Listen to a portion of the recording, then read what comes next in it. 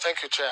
On the issue of internet outage, again, this is a big problem in the country, and every time you call these providers, they have stories that they are not aware. So we probably may need to do some regulations that and ask every provider to be able to monitor outage.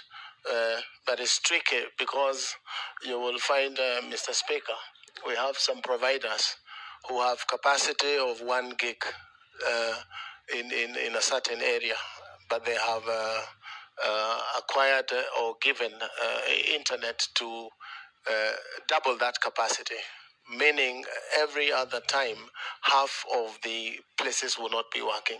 And this is something the regulator should be able to take up quickly and make sure that we have consistent, stable internet for business. But you also see that most of the internet services are based on stable power.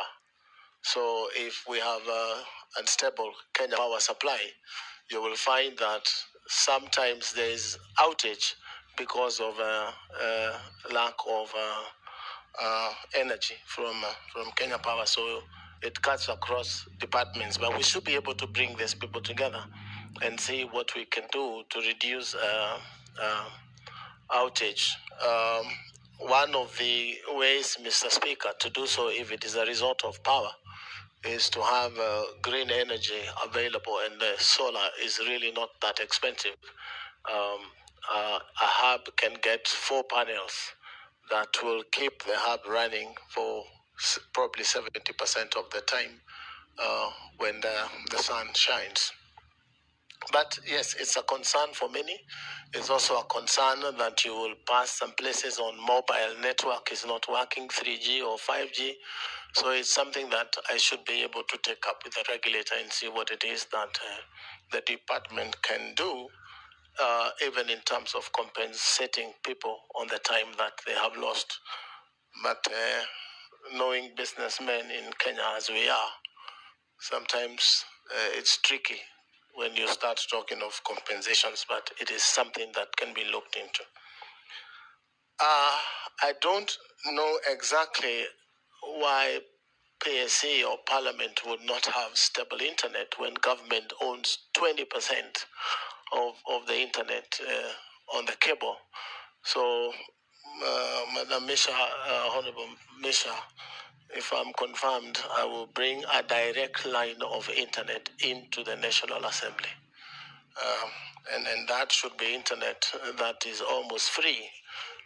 Because if you look at internet as a pipe of water, it is full of water flowing and it doesn't stop flowing.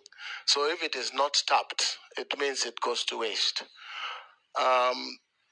Again, Mr. Speaker, policy-wise, it's important that we try and classify internet as not only essential, but a vital, essential, and desirable commodity.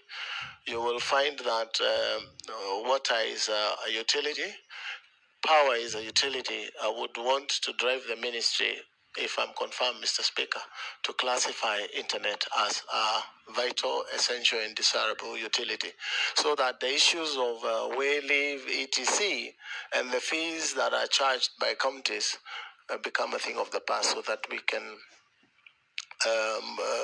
move internet to the whole republic and people enjoy high-speed internet.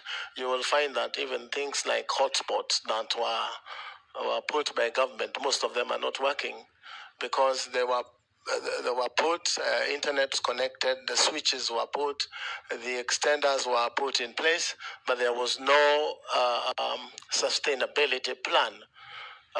And in my first few days in office, if you confirm me, is to make sure that we have an arrangement with ISPs who have services there and probably have cross-trade with what they pay in fees, and they man those public hotspots so that there is internet every corner of the republic. As the president says, every market should have internet, and that is my belief.